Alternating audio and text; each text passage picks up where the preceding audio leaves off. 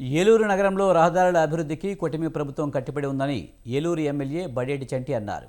నగరంలోని వివిధ డివిజన్లలో ఈరోజు పర్యటించి రహదారుల నిర్మాణాలను పర్యవేక్షించారు. కూటమి ప్రభుత్వం చెప్పింది చెప్పినట్టుగా పనిచేస్తున్నారని చెప్పారు.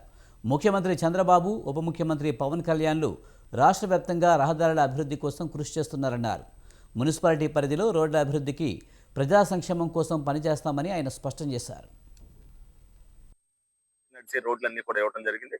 స్థానిక 13వ డివిజన్, స్థానిక 6వ డివిజన్ లో జరుగుతున్నటువంటి 15th ఫైనాన్స్ గ్రాంట్ కానివ్వండి, అట్లాగే ఎల్ఆర్ఎస్ గ్రాంట్ కానివ్వండి, జనరల్ గ్రాంట్ కానివ్వండి, పబ్లిక్ ఏదైతే అవసరమైనటువంటి రోడ్లు కానివ్వండి, ట్రైన్లు కానివ్వండి, పబ్లిక్ కి అవసరమైనటువంటి ఇవన్నీ కూడా శాసనసభ్యులు వారు, గౌరవ మేయర్ గారు, గౌరవ డిప్యూటీ మేయర్ వీళ్ళందరూ కూడా ఇన్స్పెక్షన్ చేసుకొని ప్రయారిటీని దృష్టిలో పెట్టుకొని, వచ్చిన డబ్బుల్ని దృష్టిలో పెట్టుకొని ఏటికి ప్రయారిటీ ఇవ్వాలి, ఏటికి ముందు ప్రాధాన్యత ఇవ్వాలని చెప్పేసి ఆలోచన చేసి మరి ఈ 13వ డివిజన్ లో వైఎస్ఆర్ కాలనీలో 3 రోడ్లు పెట్టడం జరిగింది. ఆ 3 రోడ్లు